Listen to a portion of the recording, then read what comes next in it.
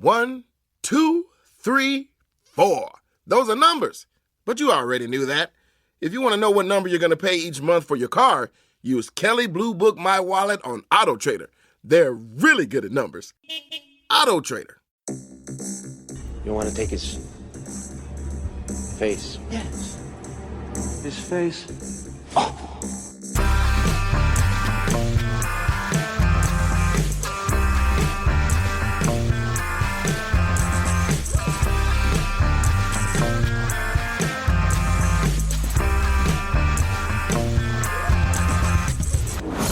Hello and welcome to Unequal Sequel. My name is Dave and I'm one of the two hosts of this lush podcast. Oh, and I'm Rich and I'm the other host of this lush podcast. Oh, lush is such a nice word to say, isn't it? Mm-hmm. Lush. Think of me as Sydney to Dave's Ghostface. I am beautiful and can survive anything, and he likes to run around in a mask. Brilliant. The premise of Unequal Sequel is very simple. We ask our guests for their best ever sequel, worst ever sequel, and finally their dream sequel. And of course, we sometimes wander off into other things as well, just chat movies in general, or, you know, life in general too. We also have to mention we do spoil movies. So if we mention a movie you haven't seen and you don't want it spoiled, most of the time they're very old, so don't worry about it. Please stop listening or skip forward and it'll all be fine. I mean, it's an absolute hoot, this episode, so you should love it. Because on this episode, we are joined by the brilliant Dave and Cathy from the Cinemile. Oh, it's so good. So good. The Cinemile is one of our absolute favourite podcasts, and we really, really love Dave and Cathy. If you haven't listened to their podcast, make sure you go and do it. They are brilliant, and I say without a doubt, this is my favourite episode. They're award winners now again. They are, yeah. Pod Bibles, yeah. Oh my pod for independent podcasts. Yeah, yeah. So all you guys out there who didn't vote for us, well done for voting for them, because they are better. Absolutely loved it. We were very excited to sit down with Dave and Cathy from the Cinemile and chat all things sequels with them. These are the Cinemile's Unequal Sequels.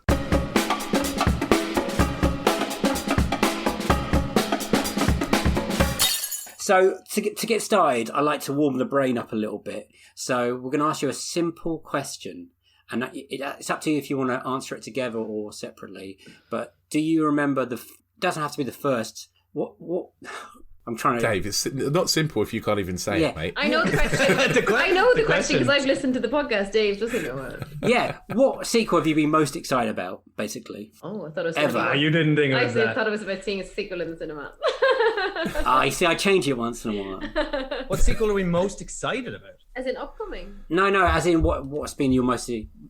Rich, help me out because I'm struggling with words here. What Dave is trying to say is, can you think of a time when you were really excited about a sequel? There we go. So, like, could be the first sequel you were excited about, or you know, maybe something big was coming out and you're really excited about it. I mean, I'm sure everyone who is a 35-plus-year-old man is going to say The Phantom Menace, right? That's the one for me. Sure. Do you mean 37? Because that's your age. 30, I said 35 plus. Still correct.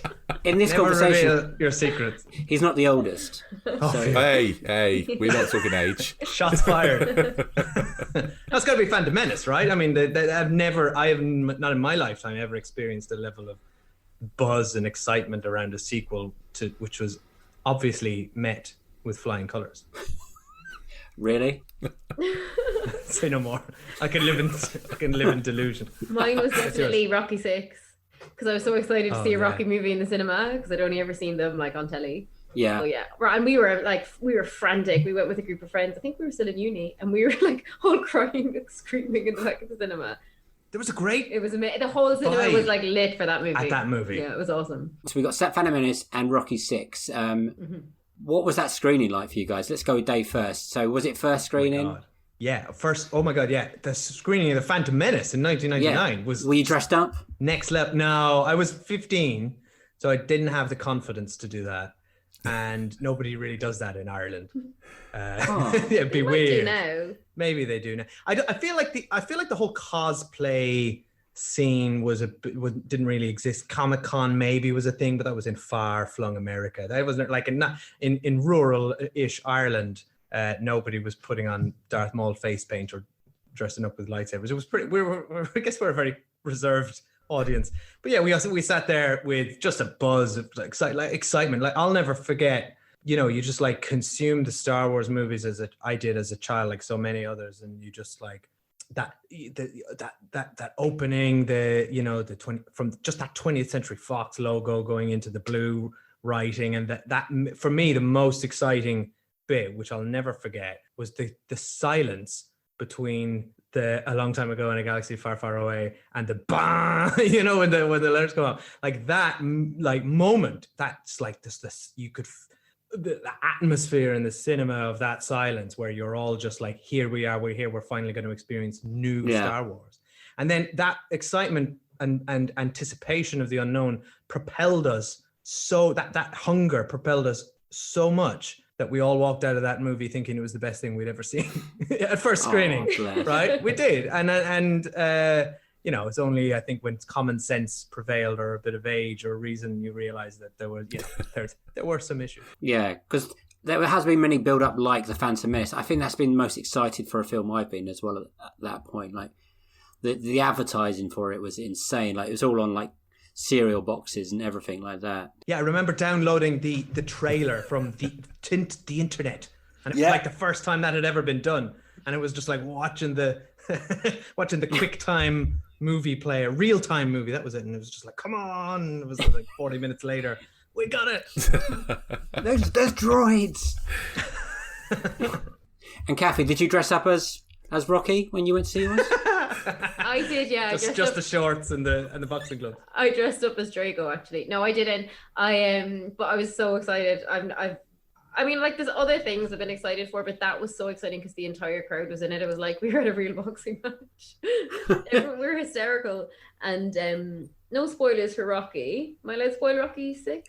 You can absolutely spoil movies. When he went the distance at the end, I was crying, like properly crying. And I just refused to consider how absurd it was that a man in his 60s was going the distance against like a very young man in his prime. And I just really believed it, and I felt it, and I lived for it. And let's not forget, in Rocky 5, he's told explicitly by a doctor, if you ever get in a ring again, you will die.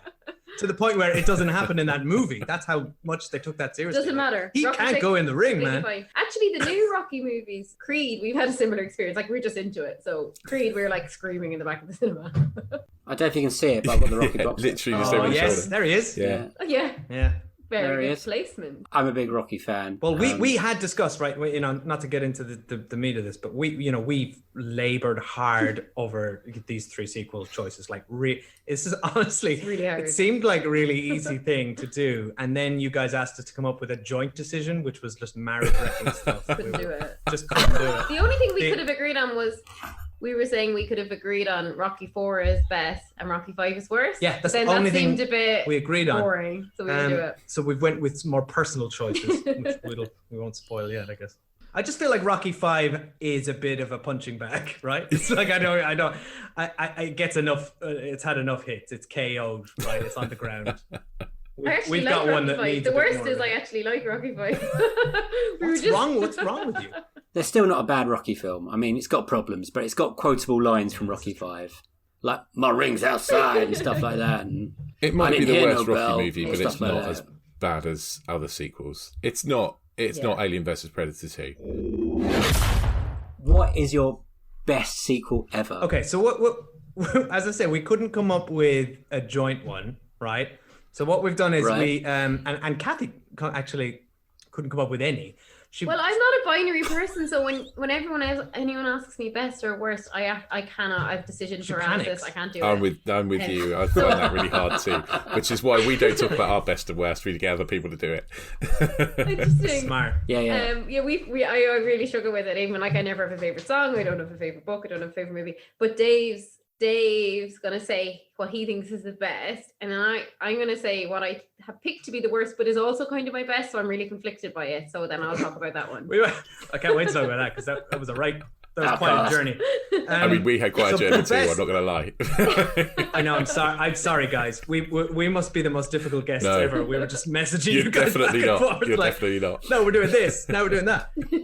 But anyway, what we decided was that I had a very clear answer for best sequel. So I'm gonna take the mic for this one. So my best sequel is Ghostbusters 2, and I feel like this needs some context, because I feel like this is a sequel that if it hasn't already appeared on one of your guests' worst, I think it has the potential. Okay, you're both shaking your No, heads. it's been a best. It's not been a worst. Oh, good. Oh, no, I'm not the first. No, you're not the first. Sorry. Oh, shit. I really need to catch up on the back catalogue. No, I just said I don't think anyone's picked it as best yet. Oh, haven't they? No, Didn't. Sean didn't. No, Oh, sorry. No, they haven't picked it as best yet. Sorry, that's just me. it's like second intends best. to. But everyone that's come on has talked positively about. Okay, I'm glad to hear there's some positivity about that, because I feel like with Ghostbusters 2, the narrative that has been adopted by movie mainstream media for the past 20 plus years. You think that mainstream Wait a media second, has no, been it's 30 talking years. about Ghostbusters for the last Non-stop. 20 years? Non-stop. Stop. I'm sick of it. I'm sick of the Ghostbusters 2 discourse. All right? It's definitely it gets bandied around in, right, it'll get bandied around the press at the moment because there's a new Ghostbusters sequel. It happened in 2016. Ghostbusters Afterlife it is getting the worst reviews, Dave. Well, that is getting its own reviews. But 2016 this happened, and then anytime there's a worst of sequels list, it appears, right? And anytime Ghostbusters gets mentioned in feature articles or news articles or whatever, this was frustrating me for so many years that there'd be this little offhand mention of, oh, we won't mention the sequel, or it's like, and 5 years later, they released a much less well received sequel, right? That was the dumb thing, at least I feel, and that was a source of frustration for me for many years.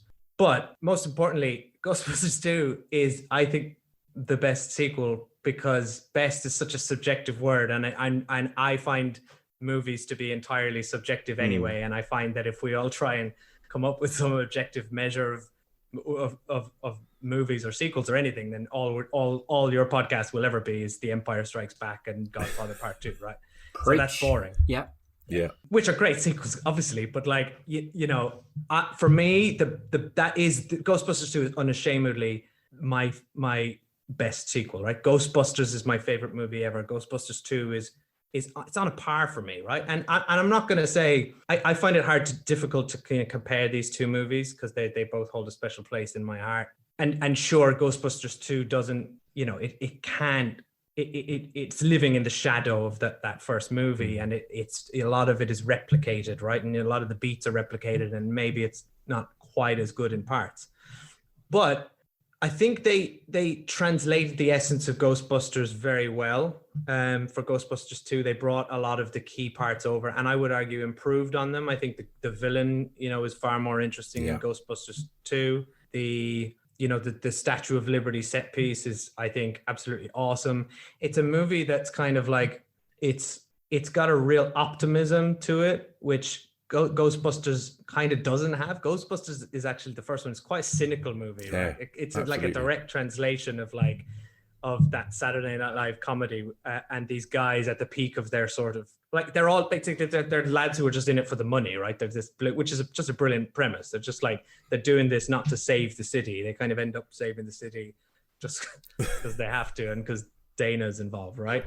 But Ghostbusters 2 has got this kind of almost potentially sickly sweet kind of optimistic core to it, and it's directly about like the ugliness of the world and cynicism, and particularly in New York, right? And it's referenced, there's so many great lines in it, right? There's a million assholes in the tri-state area, and it's got every New Yorker's God-given right to treat other people like dirt. That's what the mayor says. And I'm like, the movie ends with them in this symbol of hope, which they identify as the Statue of Liberty, smashing through a ceiling of literally negative energy, on New Year's Eve, which is just an awesome image to me, particularly in really divisive times right now and very negative times. Yeah. So I think Ghostbusters 2 has a lot going for it. I can't, as I said, address anything objectively because it was the first film I ever saw in the cinema as a child. It left an indelible mark on me. It scared the shit out of me. And it's just one of those movies, and it doesn't seem to age or date for me like a lot of other movies that are wrapped up in nostalgia and our childhood have, and that we've all got those things where you revisit them with your adult eyes, and you're like, which I think leads us nicely on to, well, we won't segue. Does anyone else want to say about Ghostbusters 2? Just totally agree with you. I absolutely love Ghostbusters 2. And I didn't see it at the cinema. We had Ghostbusters 1 and 2 on a joint like video. And they used to, Combi VHS. Yeah, and used to watch it over and over and over Lovely. again until it like destroyed itself. But yeah, I absolutely agree with you. I love Ghostbusters 2 as much as Ghostbusters. I can't put it in my... We did a list not long ago of sequels that are better than the originals. Like I really wanted to put it in, but I think it's as good as the original, not better. So I couldn't stick it in, but I love it. I really love it. And yeah, we had Sean Walsh on, and he talks a lot about it too. And yeah, there are plot holes in it. Like, don't get me wrong. Like there's, they're in the courtroom and trying to explain to the court that ghosts are all loose, and there are rivers of slime running under New York, and nobody thought to go and have a look and go, oh no, they are right.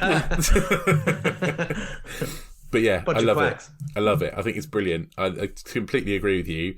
If any film's going to save the soul of the world at the moment with our cynicalness, it's Ghostbusters 2. Yeah, that's it. There we go. I think you named it earlier when you said like children of a certain age, because we're all round the 36 to 40 mark. So I think if you're in that bracket, you can't say a bad word about Ghostbusters 2, because like a lot of us, it's probably one of the first sequels we watched, or even one of the first movies we watched our parents showed us, because it's one that they can enjoy as well as the child, right? Yeah. I want to nail down what your first viewing was like. So were you excited when you were going in? Like, did you know, like, were you proper pumped for it? I knew. I was 5, we're going into our age here, but yeah, I'm in the 36 to 40 age bracket, as you said. I was exactly 5 years old when Ghostbusters came out, which is funny because that's almost the age that our eldest son is, and I would not in a million years show him this movie. But my parents thought it was cool to bring me along. I think because in the 5 years since the first one had come out, it had become a huge hit. It is so franchisable, right? It's just got the logo, the music, the song. It was everywhere, right? And most importantly, they made it into a Saturday morning kids TV show, right? Which was great. And toys. Did you have the toys? I had all the toys, right? I fifth birthday party, had the Stay Puft Marshmallow Cake. I was big. I was hook, line, and sinker, like commercialism. We have vintage worked. toys that Dave's had from the 80s. In fact, one's over there. The Stay Puft Marshmallow, and it's right here. One. We have all of it that Dave's mom kept from the 80s. Yeah, we've got. And now our son Oscar loves it, and he watches the cartoon and stuff. Like, it's amazing. Yeah, look at that. Great for a podcast, but basically it's the Stay Puft Marshmallow Man. And even last week, Dave and Oscar just built from Lego the Ecto-1. Yeah, so it's like kids love it. Did you have the fire station and put the slime down the middle of it? I did not, but that was one. If I was to make a dream, we're doing dream sequels, but if I was to have dream kids toys that I never got from Santa, I was on there, never got it. A couple of years ago, this is a bit. Me and my brother, actually about 8 years ago, we went down a Ghostbusters and Thundercat black hole, buying stuff and selling it on, and at one point, we literally just bought what we wanted as we were children. So we had like the proper pack at the back. And we're like, do we have to sell this kind of stuff? It's all on eBay. You can buy it for cheap. And then we sold it on for quite a lot of money. But we had like 3 of the fire stations just in our bedrooms at that time. We're like, we should probably sell this. This is not good for like MiG-20 boys to have in there. Dave, you're living the dream. Well, not anymore. I'm not. But, but what's your favourite scene? What's your favourite scene? Favorite scene in Ghostbusters? Oh, there's so many in Ghostbusters 2. There's like the courtroom scene. You mentioned it, Rich. Is one of my favorites. I mean, Rick Moranis just shines so much. I mean, sure. Half the city went down. Was in darkness, and I was stuck in a lift, and I had to make the whole time. But one time that turned into a dog, and they helped me. That whole thing is comic gold from beginning to end, and then I love that it ends in an action scene, which is like then catapults them back into like we're back, and then you get the montage when that music hits. Like, that music! There's so many good like quite dated now, but there's so many good like sort of like weird hip hop sort of takes on Ghostbusters, the theme song in that movie. But the other scene which I love personally is the them drilling into the middle of the road to get down to the river of slime, and that whole thing with them pretending to be New York construction workers and Egon. There's like it's these 3 guys still playing these 3 actors playing 3 characters who are pretending to be 3 construction workers, and then all playing they pretend in different ways, you know, but they're all kind of at the core of it, kind of charlatans. Like they kind of are these hokey kind of tricksters, just like Peter Venkman at the end of it, that they're willing to just like walk into the middle of a central road in New York and just start digging on a whim for their friend. Like, I love that. Do you think it's something about the fact that like SNL was so cool back then, and those actors were so like, they were like hot and cool, and then when they did the remake, which we did watch for our podcast, or the reboot, whatever it was, which we didn't mind at all, but it was like that's not an iconic cast then. What was But so they also unique- came from SNL. But yeah, but SNL isn't iconic like that anymore. Yeah. You know what I mean? No, certainly not. And I think having those guys in their prime is something that can never be recaptured. Well, I think that's exactly the thing with Ghostbusters, and it's what you've just said. It can never be recaptured, and this is the problem. I think, even though they were all really good, all the women in the other one, but it's just you can't recapture it was that. like it was lightning in a bottle, right? Yeah, You had this amazing concept from Dan Aykroyd. You had this cast, as you say, hot off Saturday Night Live. You had, you know, Ivan Reitman, just like right time, right place, and kind of he grounded the whole thing in New York, which made it this brilliant. New York's a sensible character move. in the first and the Exactly. second one. But you know as well, like back in the 80s and early 90s, like family films had edge and kind of sauciness and a bit of naughtiness to them. If that's a weird way to put it, that you can't put in a family movie now. So now when they make movies like that, they either try and make them more adult or they tone it back and make it too childlike. And I don't think you could ever hit what they've done now and get the same classifications, get the same audience. Like that, a movie that has a blowjob scene in it would never now be a kid's toys in a fucking Happy Meal. You know what I mean? So like, I think it's just that it's such a lightning in a bottle that's it's impossible. Not that we've seen the new one, Afterlife, we haven't, but it feels like an impossible thing to replicate. Okay, we'll talk about that off camera. We can have a little chat about that. Dave wants to go and see it by himself because we've no babysitter, and I'm like, it's pretty sad, like to go and see. It's not sad. I'm a 37-year-old man holding a staple marshmallow. I would sit on my own. It's fine. I went and saw it on my own.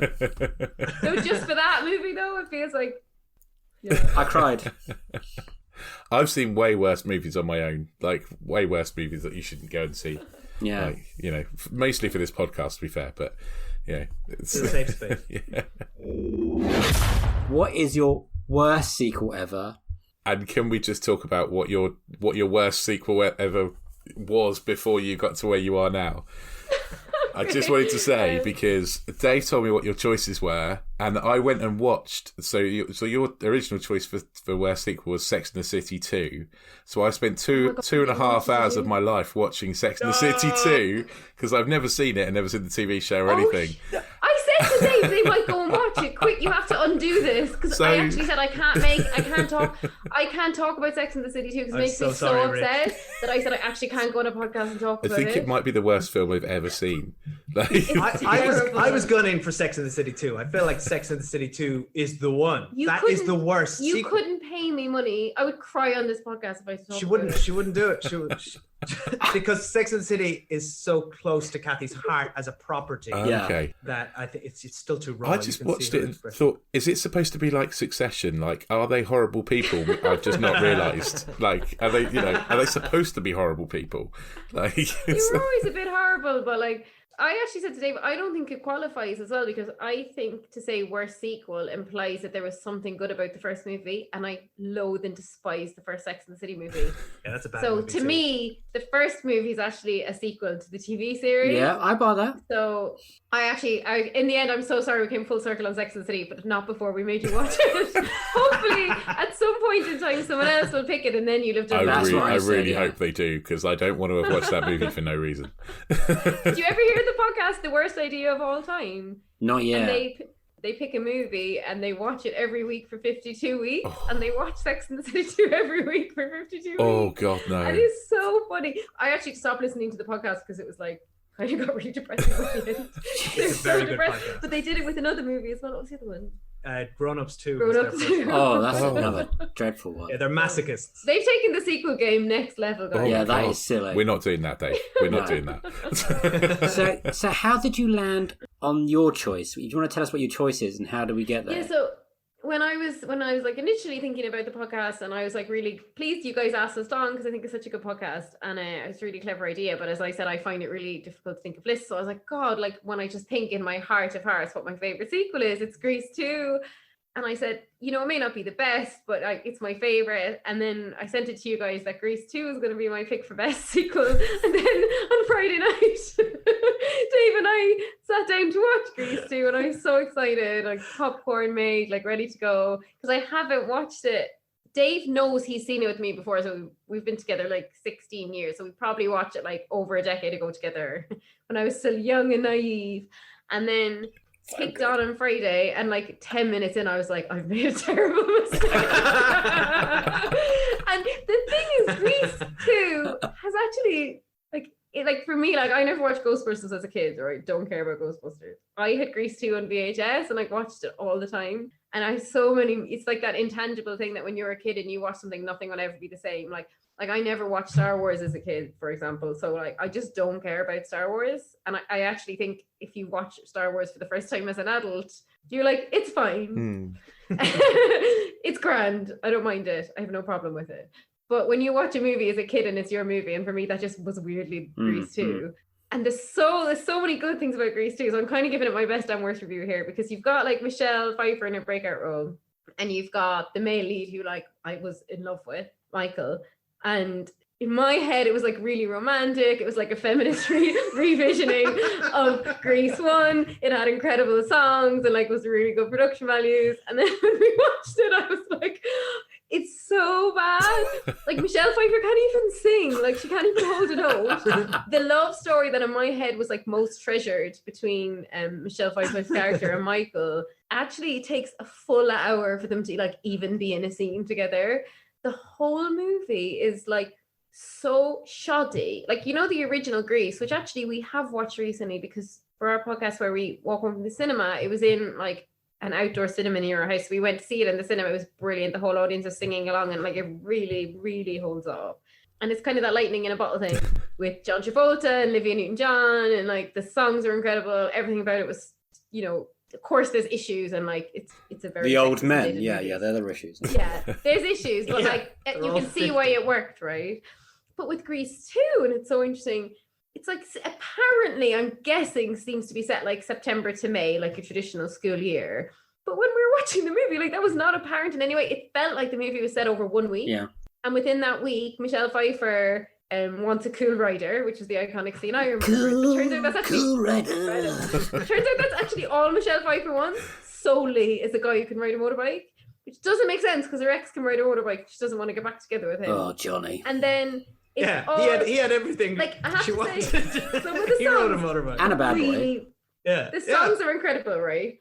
Like, I'm sorry now, I do have to say, Cool Ride is incredible, Back to School is incredible, Score Tonight's is incredible, Who's That Guy is iconic, and Reproduction Who's that guy was very good. And Dave said when we were watching it, I actually know all these songs because he's heard me singing them so much. Cathy sings them her whole life. But from a like narrative perspective, there's no plot. It all seems to be building. Like in the first movie, you've got like John Travolta is trying to woo Sandy back, right? Because they met over the summer. Then when they met in like September when they started school, he was awful to her, and then he spends the movie trying to win her back. And there's like a real arc there where he's like learning to be a better guy, right, for better or worse. And then she has her little transformation at the end, which is obviously terrible. She changes everything about herself. But in this movie, it's like they're like, we know what we'll do. We'll set it 2 years after, and we'll just gender swap them. And for some inexplicable reason, Australian Sandy has an English cousin who is like dressed in a blazer at all times, like he's going to an English prep school. And weirdly, like, you know, we live in England, we know what the class system and the education system is like here. I don't believe that any well-to-do family in England are like, I know what we'll do for final year of school. We'll send our really posh kid to go and live in America, go to a public high school and live in a bomb shelter. Which is what Michael's doing in this movie. It's fucking bizarre. So that makes no sense. And also, everyone treats him like he's this massive nerd, and he looks like James Dean. So hot. Like, what is that? He looks about? like a Ken doll. Yeah. He's so attractive. Like I said to Dave, Michael walked so Dave could run. Like Michael's my sexual awakening, right? Like that's where I loved. It's where I learned to love how a man can look and be attracted to a man. And I'm not saying Dave's as good looking as Michael, but like I can see. Do you see there's a bit of a resemblance? Oh yes. Yeah, what? I think there is. It's the hair. It's so good for a podcast. I can't imagine what people are imagining I look like. You imagine James Can Dean, only but he's disappoint, Irish, guys. 37, where he has. But anyway, so no, that makes sense. And then the plot is just that she wants a cool rider, a guy who can ride a motorbike. She is Full saying stop. she doesn't need to date a T-Bird, which, like, well, you're signed up to the Pink Ladies, you know the rules, so I don't understand why you're still in the Pink Ladies. Then it's just a series of songs. So it's like they've forgotten what actually worked in the first movie was that the songs drove the plot forward. Yeah. The songs were very good and they were sung by very good singers. In this movie, there's no plot in those songs. Like, reproduction's a brilliant scene, right? But it's just about reproduction. Whereas Summer Nights tells the whole story. Like, I actually just had chills when I thought about Summer Nights. Like, what a great song it is. And then, so that all happens. Then Michael just goes off and learns how to ride a motorbike, which is, I guess, the passage of time happening. That's the only indication of any time passing in the film. And then inexplicably, it all accumulates in this like big talent competition that we were saying in the first movie, the T-Birds and the Pink Ladies are like really cool. They would not be seen dead in a talent competition. That's what confused me about this movie. The T-Birds are involved in every activity. They're in the American football training. The T-Birds are so nerdy. Like, if they had shown up at the chess club swagging around, I wouldn't have been surprised. And like in the first Grease, John Travolta joins the track team and gets like slagged by the other T-Birds because it's not cool to play sport. Yeah, because they're the outsiders. That's the whole point of the T-Birds. They're not involved in everything. And in this movie, they've like like the Glee Club. They've upgraded. Yeah, we said they're like the Glee Club in this movie. And then the actually weirdly only passage of time in this movie is in the song that's like the big finale song of the show where they sing "I'll be your girl for all seasons," and they go through all the seasons on stage. You're Calendar what days. is happening? Meanwhile, Michael's off driving off a cliff because he's been apparently chased by a mob to drive off a cliff. So they all think Michael's dead, but they still go back and do the talent show. And then inexplicably, it's like Luha, and the next day is a full-on Luha. Yeah. No, I love no that. one It's ever like, built up to the thanks for Luha. coming to the talent show. We'll see you all tomorrow at the Luau. Cut to the Luau, and it's just like at no stage in this movie has a Luau ever been mentioned or built up. Whereas It's if you just think like Luau now. the accumulation of Grease 1 is that awesome like scene where they're riding their amazing cars, right? No, drag race. What's the term? And like Sandy shows up, and that's like the big thing. It's like this movie just did a luau. We don't know why. It's like, welcome to the luau. Welcome to the luau. Yeah, and then there's a Luau song. It's just like So no. watching it now as an adult woman in my mid to late 30s, suddenly it all clicked in. I was like, this is so bad. However, we had the best time on Friday night watching it. Yeah, we did. So I'm completely torn. Oh my And god. It does not do any justice to the first film. Meanwhile, but Rich was watching Six. I was watching Sex and the City too. I watched this as well because I had it as your best sequel. So I actually text you first thing Saturday morning to be like, abort, not picking Grease. But then I picked it again. But yeah, so for all those reasons, it doesn't work as a sequel. Like it truly does a disservice to the first movie. But as a movie in itself, I really like it. Oh. I did- There's the tension. I was really glad you changed because when I watched it, I was like, I really don't like it. And I don't know what to say because I don't want to say anything bad to someone who's their best sequel. I was like, what am I going to say? Because I really don't like it. But what do you think of Cool Rider when Michelle Pfeiffer gets up on top of a ladder and just straddles it? Oh, while she's God. singing? That's a hot scene. Like she's so She's attractive cool. in that movie. She's proper cool. She's Yeah. really good. She's amazing. cool. But all I could think of was like Gangster's Paradise. Like, Yeah, where she also was straddling a chair. The worst one though, the one when I said to Dave, we're like, I'm going to message them now, but it's too late. I'll message them in the morning. We can't do it. Is when Michael is like kind of dead and Michelle Pfeiffer and they're singing Turn Back the Hands of Time together and they're both off key and you know that their voices would have been like modified and like fixed up in post-production and he's like in a cloud hovering and she's like about to go on the talent show and they're singing Love Will Turn Back the Hands Cathy of was Time. actually so mortified that she had made you guys watch this when really we should have been worried that you were watching Sex and the City 2 and then we didn't even cover it. At least this has good songs and is iconic. Like Sex and the City 2 is not iconic and has nothing good about it. no, definitely nothing good about it. But no, I was just going to say, I had a memory. I've not watched Grease 2 for a long time, since I was probably a kid, and I had a memory that Grease 2 was better than Grease. And so I was like, I could watch it. It's fine. I think it's better. And then I watched it again. And I was like, no, I was wrong. It's not better. There's a reason it actually killed the franchise because originally it was supposed to be there was going to be 3 Grease movies and then a TV series. Yeah. Oh, okay. And then they were like, no, because they only like don't ask me the numbers, but like the first Grease made way over $100 million, was huge. This one made like 15 million, but at the cost of being made of like 11 million.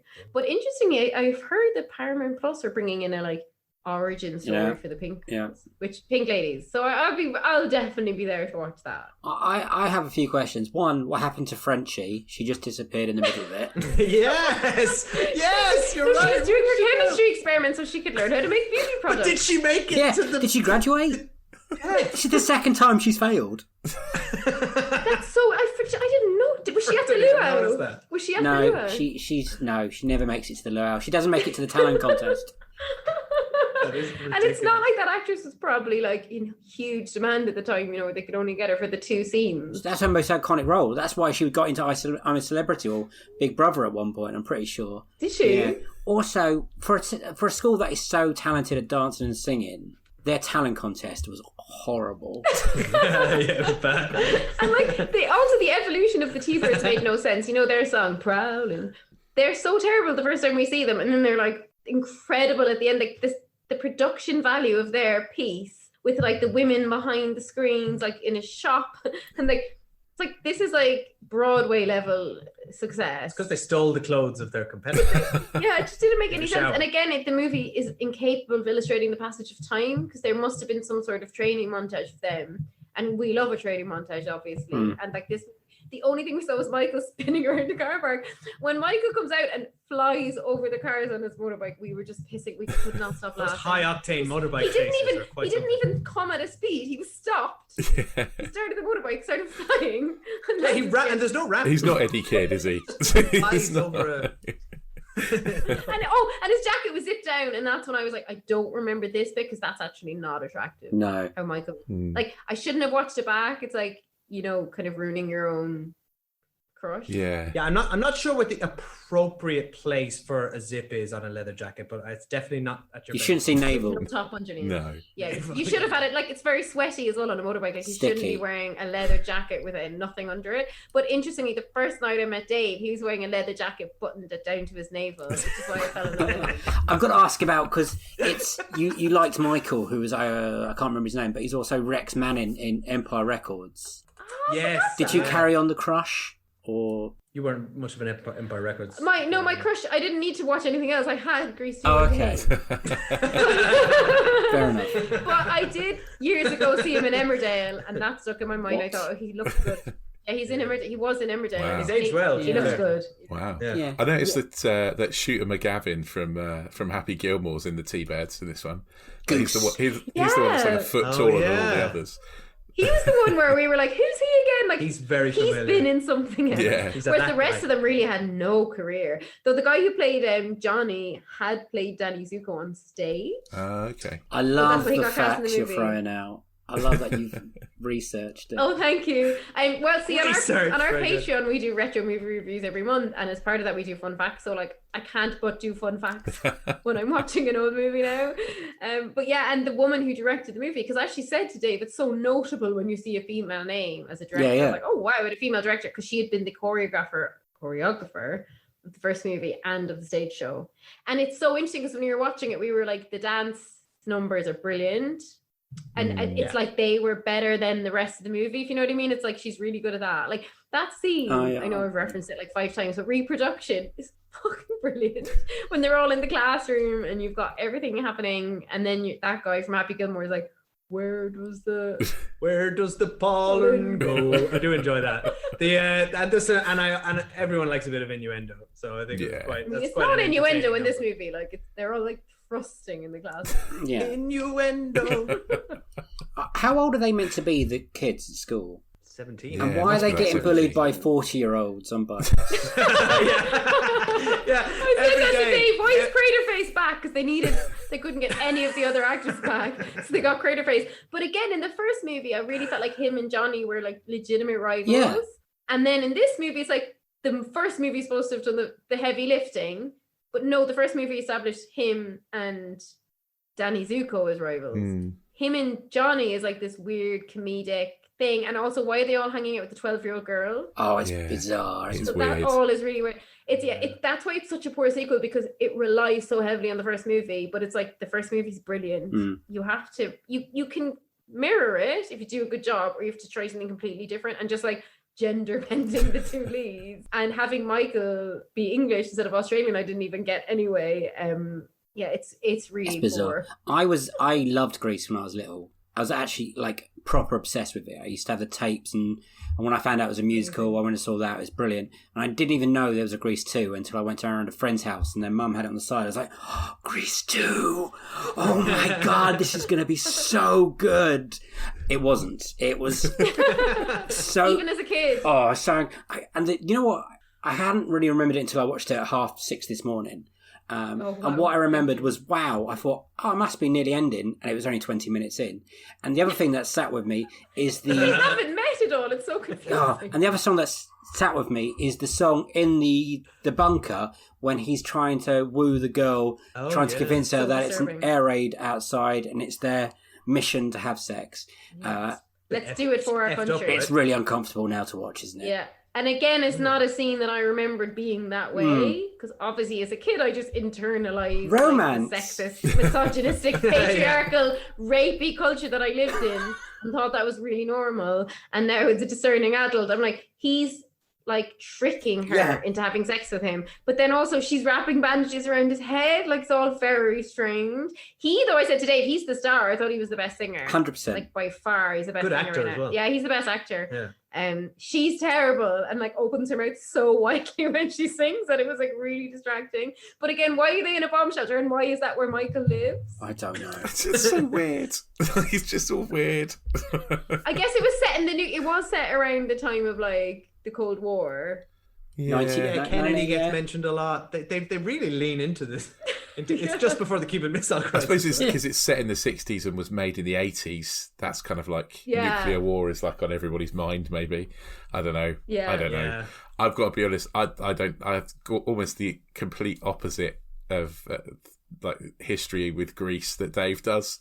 I just remember, just brings back really horrible memories of hating it when I was a kid, and I really just hated it so much. I'm sorry. So that's my theory gone. Consistent through line. My theory, which is if you watch something as a kid, you just naturally love it. No, I think it was because it was a bad time when I was a kid. I don't want to talk about this in another podcast, bring it down, but yeah, I was having a bad time as a kid when I first watched Grease. And see very negative associations. so I'm now so sorry. I made you watch Sex and the City 2 and Grease 2. I thought Grease 2 was better. Fuck it, I thought, yeah. no, Grease 2 is better. I can watch that. And I even said to my wife, I think it's better. I think this is a better one. I'm fine with watching it. And she's like, I don't think it is. Did she watch it with you? No, she didn't. She's like, I'm going to bed. Yeah, good choice. What's the sequel you've been most disappointed by? Oh my God. He's not prepped us with this one. No, these are the surprise ones. Disappointed. I know it. It's either I'll take it back to Star Wars where we started, because it's either I think I was most disappointed by The Last Jedi, and I don't want to open up that can of worms because that's one of the dividing topics of our time.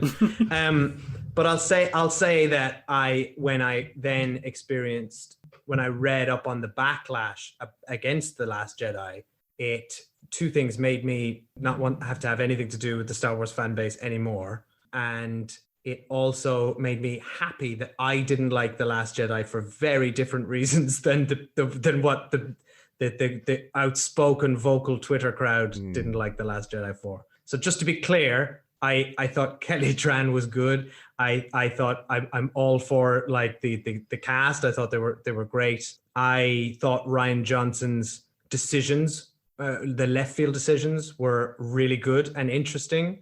I think that the whole your parents were a junker. You came from nothing. That's like really interesting to me. The subverting of expectations. I just didn't think it was a very good or fun movie, and was really stupid. Yeah. I feel exactly the same. And I don't know. Dave likes this movie, and we often disagree because I don't like it.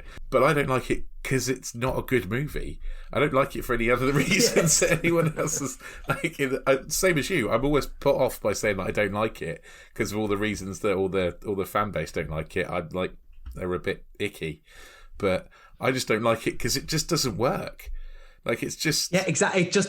It didn't work. I came out of that movie feeling like I didn't it didn't feel like Star Wars to me, and maybe that was because of the departures. Yeah. But but I actually welcomed the departures because they were more interesting. And then going into the Rise of Skywalker, when they just handed, they just reversed everything as a sort of a off the cuff reaction to that fan base. That to me was validation that they made all the right decisions by subverting expectations. It just, for me personally, didn't work. Yeah. And look, Dave, I'm glad you did enjoy it, and I'm glad a lot of people did. Like, The Last Jedi has a really vocal fan base and was received really well. And I think it just didn't work for me personally. But I don't like the lesson, which we don't need to say here, but like, it's just like movies aren't, we said it at the top, movies are subjective. Yeah. Have your opinion. Go, turn off Twitter and don't be a horrible person to the people that made a piece of. Amen. Had to go at making something. Because hundreds and thousands of people worked really bloody hard to make that movie, and it might not have been a good movie, but nobody tried to make it a bad movie. Everyone tried their best to make something Apart from good. JJ. Well, all right, Dave. He phoned it in. And yet I'm sitting here wondering, how many more times do I need to hear this Sorry. about The Last Jedi? So what's your most disappointing sequel then? Well, if I think about it, and I said earlier, I think like Sex and the City 1 is a sequel to the TV show. Yeah, we've had David Brent, Life on the Road, so I've accepted that. Yeah, it would be that. Because it's like, and I said, I will not speak Sex and the City 2's name, but Sex and the City 1 was theoretically an okay movie, but it's like Grease, the way Grease 2 kind of missed the essence of things that worked in Grease 1.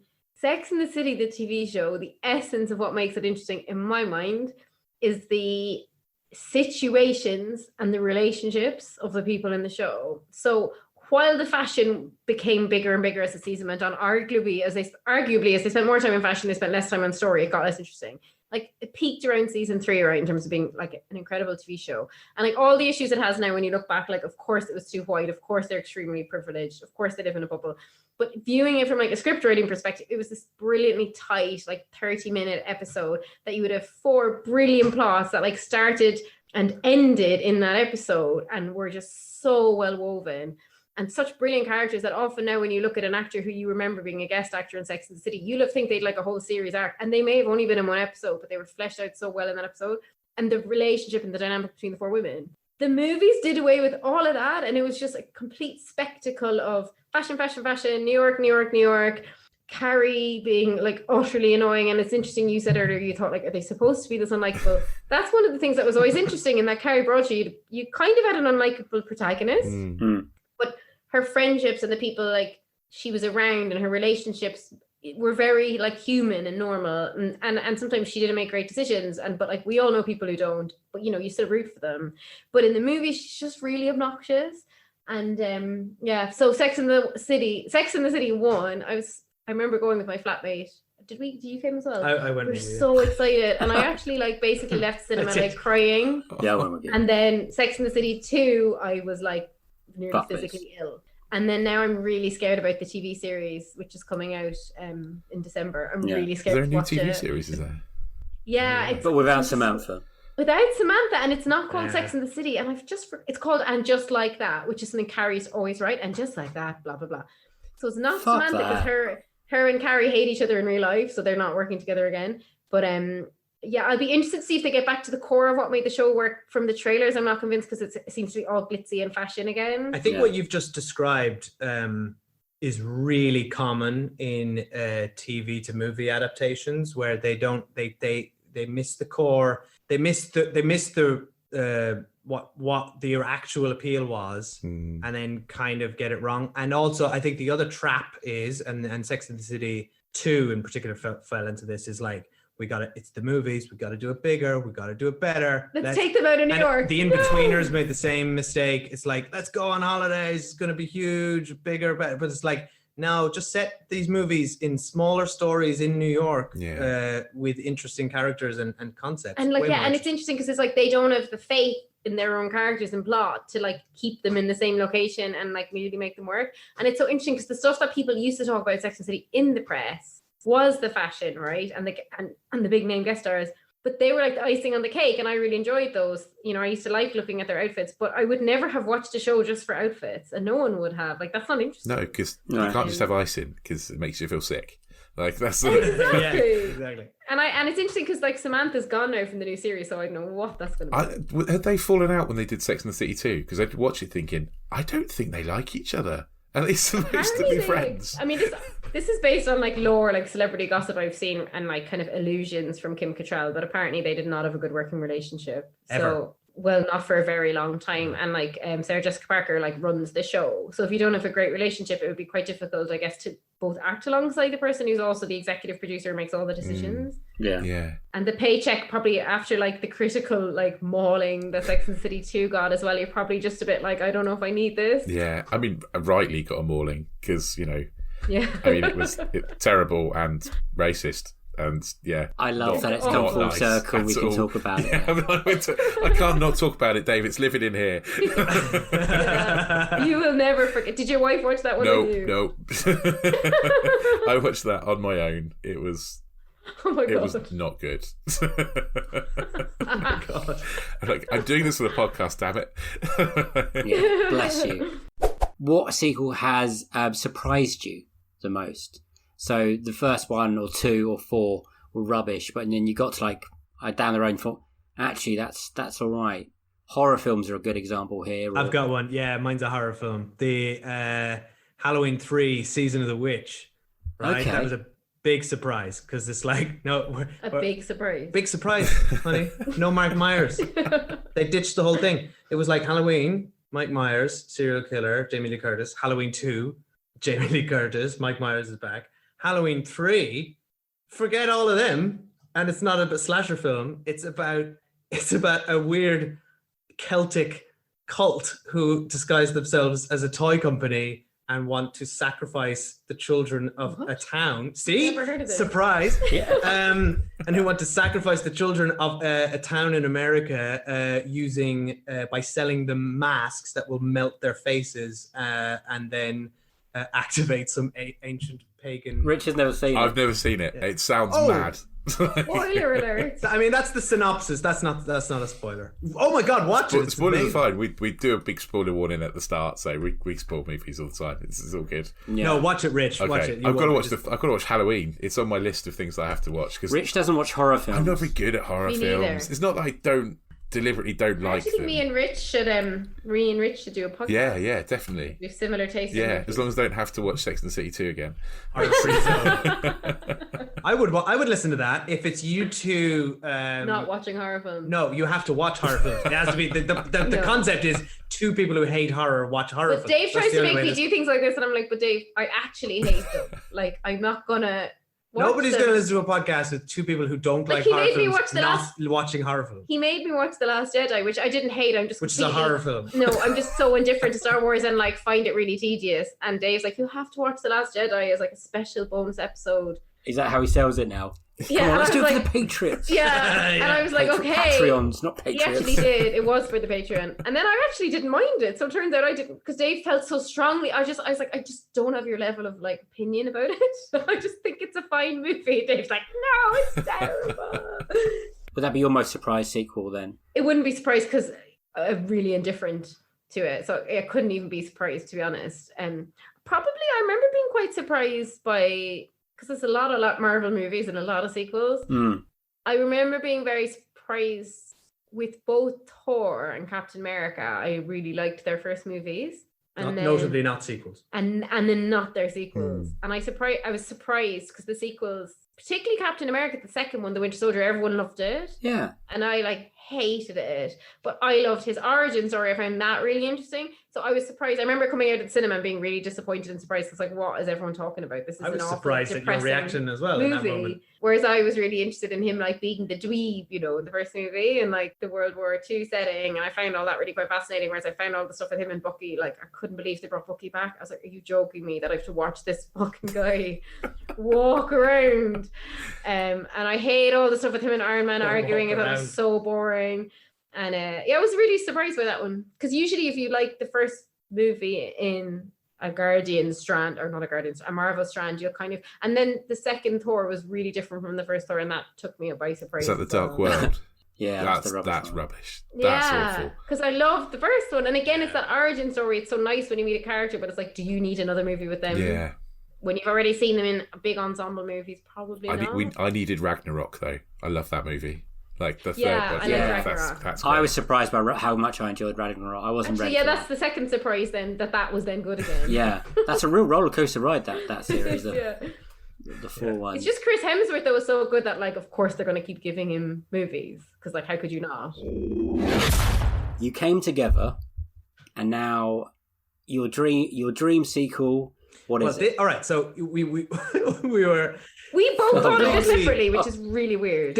We were completely divided. Could not like come to any like resolutions on best and worst. But then we looked at each other and said, "What about Dream?" And then we both said, like within a second, which was Face Off. No, I was going to say Face Off.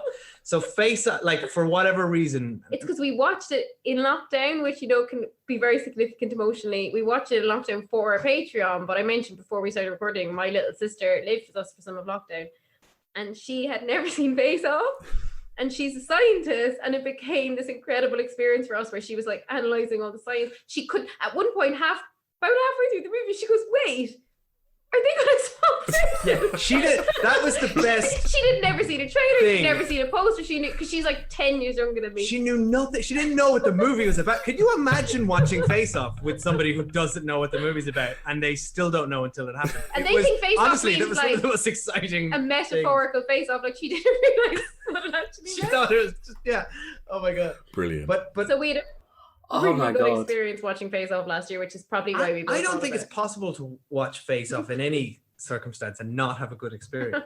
It is. As soon as Dave sent me the message over, and I was like, "Of course it's Face Off. How has no one picked this yet?" Like, I was like, "Of course that's the Dream sequel. It's brilliant." Now we're kind of cheating. I realized because I looked up because I knew they were making a But remake. we're not cheating because we didn't know until after we. Yeah, did it. we so I.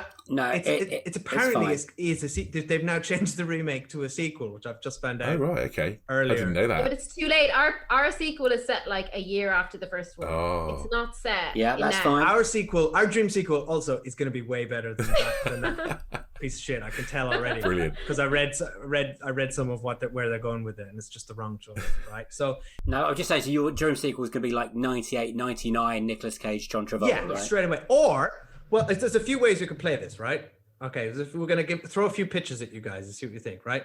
Because either you bring them back, right, and I think that's what the new sequel's going to do. They're trying to bring back the Sean Archer and But Castor it's just Troy, right? if you don't have the actors, it's a terrible. There's no point. No, they want to get the actors, I believe, right? So they're trying for it. So that's So what a dead person's aged face. that's one way to do it. But I actually think it's more interesting to the two things I think are more interesting. One is you make this like a franchise, and it's almost like an anthology series, and the through line is either it's the Face Off technology, and you pick any two actors, right, and like they get to inhabit it, because that was part of the fun of John Travolta and Nicolas Cage, was they got to perform each other, right, and Yeah. and I'd love, and so that for me would have been an interesting franchise potential, where you're just like, I've just realized Sean Connery we talked about and- John Travolta a lot on this podcast. oh yeah, there is another one. You pick Sean Connery and Harrison Ford. I'm stuck on Indiana Jones, I guess. But you pick Robert De Niro and Al Pacino, because they were so desperate at that stage of their careers they'd have done it. So that's one way you do it. Or here's what I thought would be even better: is you have like the best thing about Face Off is Nicolas Cage. And so why not just have his face, have Castor Troy's face be the MacGuffin of the sequel, right?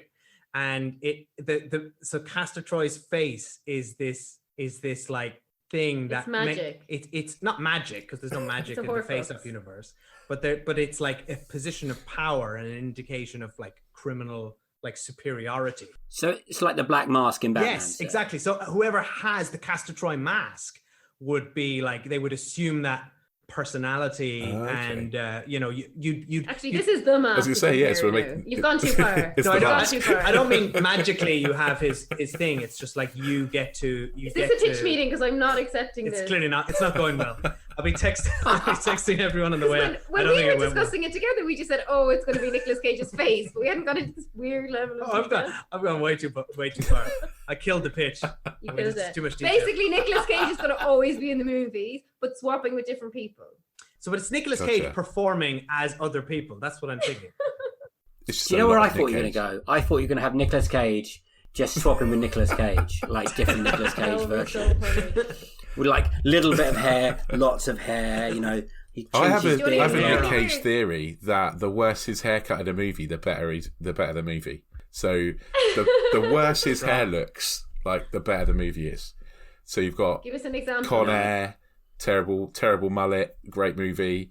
You've got Bad Lieutenant, terrible hair, great movie. You've got Kick Ass, where he's got terrible hair, terrible tash, great movie. And this, where he's basically looks like his hair's been drawn on with a pen.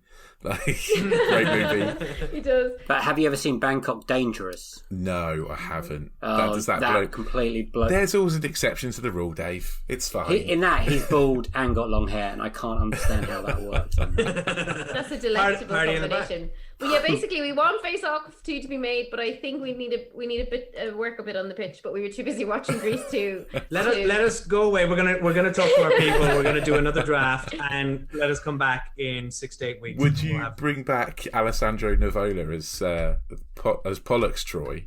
Because I was 16, I think, when Face Off came out, and I think every girl that I knew was in love with him from this movie. Every in love girl. with Pollux. Yeah, Pollux Troy, Pollux? the brother. Really? The creepy one? Yeah, creepy brother. Alessandro Nivola. Wow. Yeah.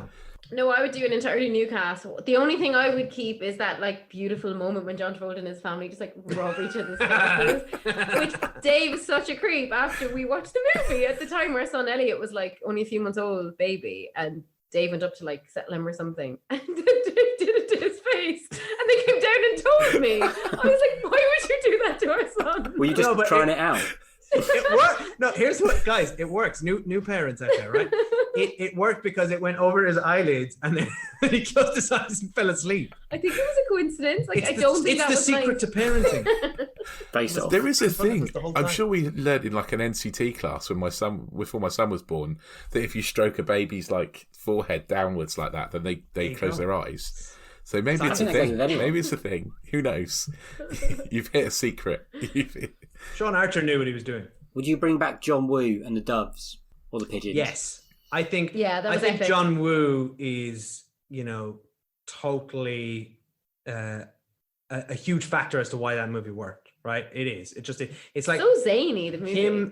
it's him, Nicolas Cage, John Travolta, and the concept. Like that. That's it. Like they're the things you remember. And there was really shocking stuff in it as well that, like, again, really make it stand out. Like, that bit where he's during the process for no reason, Nicolas Cage like stops to have a cigarette. When he wakes up, and you see like his open face, right? Yeah, it's We weird. see a bit of it. I don't think they showed us the full thing because I actually think it was like too disgusting. But like there's some stuff in there again that like now, like compared to movies in the 90s would be, that's like horror movie kind of stuff. I just don't see it sitting in like this movie's weird. Like all the stuff of him going in as a priest and like Nicolas Cage is just so strange and such a weird. Do you like peaches? Actor. Oh. Yeah, and like I my can eat sister. peaches for hours. The best thing about watching it with my sister is she said to us, "Oh no, like I'm afraid of Nicolas Cage." And we were like, "What?"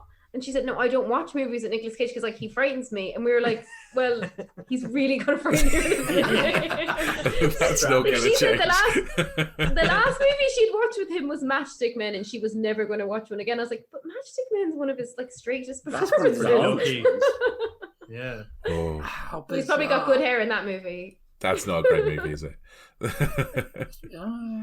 I think it's all right, Ridley. Is That's it? a Ridley Scott one, isn't it, Matchmaking? It's just not a Nicolas Cage movie. Sam Rockwell was in Yeah, it. Yeah. early Sam Rockwell. So You wouldn't can't associate be it. bad. So if you're afraid of Nicolas Cage in that movie and then you watch Face Off, it's quite something. Oh, you can't not be afraid of Oh, Nick Cage man. in this. It's like, yeah, you can't. And even that, like, John Travolta, I often think is an underrated actor. And in Face Off, when he's playing Nicolas Cage, I actually think he's having a lot of fun. Oh Yeah. yeah. because he never gets to play a character like that. And like, there's that really gross bit where he's like rubbing his own daughter because he's actually Nicolas Cage. Like, it just gets really grimy, but like, it works. Yeah. That's the first time in this film where I heard the best shut up line, which is I hate to see you go, but I love to watch you leave. Mm-hmm. Yeah. That's the first time I heard that, and I was like, brilliant. I was like, remember that one. Girls will love that one. You're like, I learned that one from John Travolta playing Nick Cage, cracking onto his own daughter. John Travolta does a really good Nick Cage impression. You know, that's Either way, I think they're great. Yeah. Yeah, that's why we need them back for the sequel. We can have new recast actors. Oh, so you want to bring them back? But he's dead, right? But Travolta's it's his dead. face. Oh, Yeah. I'm with you. You got it, Yeah, Dave. You got it, face. Dave. His face. Yeah. Do you know what? Sold. Face. Oh, His face has been in some sort of freezer environment. Okay.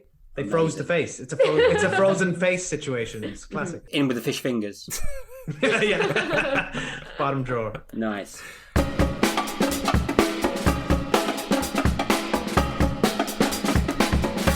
And those were Dave and Cathy from the Cinemiles Unequal Sequels. Dream episode, wasn't it? Lovely.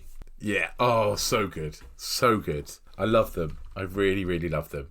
I think they are brilliant. I'm not even too grumpy that I had to watch Sex and the City too. I mean, I am, but you know, I'll let them off. What a ride that was. I'm blaming you more than I'm blaming them, Well, Dave. you're just very organised, aren't you, when it comes to that kind of thing? I swear you just didn't tell me on purpose because you wanted me to watch it. Possibly. But their picks were all good. I like Dave's Ghostbusters 2 pick. He was in a safe space with us for that one because we both like Ghostbusters 2. So it's always nice. It's always nice to talk about Ghostbusters. It is, yeah. And it's a lot of people's favourites, I think. A lot of people like Ghostbusters. I won't say favourites, but everyone is fond of it. Yeah, true. Well, we've had a lot of Ghostbusters fans on there, haven't we? That is true. My dad said so. the other day, wow, you talk about Ghostbusters a lot, don't you? We do talk about Ghostbusters a lot, yeah. I think it's maybe just maybe it's our age. I think it is our age. And Cathy's worst, which is Grease 2, which is also her favourite ever sequel, it seems. Yeah, that was a tough one, wasn't it? I was a bit worried going into it because I thought, I hate Grease 2. And I really don't want to go into it and go and criticise someone's best sequel. Well, she picked it as their worst sequel. She kept calling it iconic, and I kept thinking, I have to disagree here. But I love her reasons for liking it and disliking. Obviously, it is batshit crazy bad. Yeah. But also, when you're young, brilliant, I think. But yeah, I completely get it. It is batshit crazy bad. And I'm really glad she chose it as her worst sequel rather than best because I didn't feel so bad about saying how rubbish it is. Imagine if someone picked that as their best sequel ever. I don't know how I would defend it. No. Or see any positives, but what a ride. Basically, if anyone doesn't know, Cathy and Dave gave us a list, and then on that list was the worst was Sex and the City 2. I didn't get around to watch Sex and the City 2. Rich did. Then they came back and said, we've watched Grease 2, and it's now our worst ever sequel. And I think it was possibly their best ever sequel. And it's brilliant. And their dream pick was also a fantastic pitch, which was the face-off pitch, which was also a lot of fun to listen to and get involved with. Because we all love Nicolas Cage. We do. And I really want to see that movie. I really want to see a face-off sequel. Yeah, it'd be good, that one. Definitely. Yes. And they're just really lovely people. You know, I think their podcast is excellent. I love like how they're dynamic, and I don't. Sometimes when there's two people on a podcast like us, you can often find yourself feeling you gravitate to one more than the other, maybe. But actually, with Dave and Cathy, I think they're both as brilliant as each other, and you know, I don't. It's 50-50 when I listen to their podcast and whose opinion I'm going to agree with. To be involved with their actual discussions and their bickering was an absolute podcast highlight for me at the moment. It's a joy. Like, we've been listening to Cinemile for a long time now, and I badgered them a lot. We really, really wanted them on the podcast, and Dave's worked really hard to get them on. They were on the dream list. They were. So another one scrubbed off. Yeah. There's a few more on there, guys. But yeah, we'll get you. Yeah, we're coming for you next year. Well, next season, not next year. Next season 3, not far away now, Dave. One episode away now. Far away. Yeah, one episode away from the end of season 2. One big one coming. Yeah. And on that note, if you want to go back and listen to all our other episodes, you've got season 1 and season 2 of these interview episodes to go and listen to. If this is the first one you've picked up, if you're a Cinemile fan and it's the first time you've listened to us, there are loads more episodes to go and listen to. There's loads of extras where we review movies or talk about trailers or all that sort of nonsense. But there's also loads of these interview episodes to go and listen to as well. Give us a cheeky little subscribe. Give us a like. Click on the little heart icon. Give us 5 stars. Leave us a review. You know, please give us a little review. Tell us what you think. That would be lovely. And yeah, that you can now rate us on Spotify as well as on Apple, on iTunes podcasts. And yeah, you can, if you really, really like us, then you can follow us on Twitter as well and see what other nonsense we've got to talk about. We are at Unequal Sequel on Twitter, and we are at Unequal Sequel on Instagram too. Probably not quite as active on Instagram as we're on the Twitter. I am rubbish at Instagram, yeah.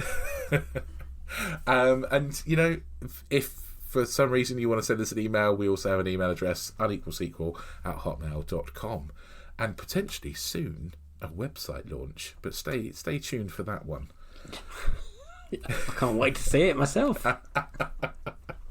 It's coming. Yeah. Thank you for listening, everyone. We really appreciate all the downloads and the listens or whatever they call them, because we're not hip and cool.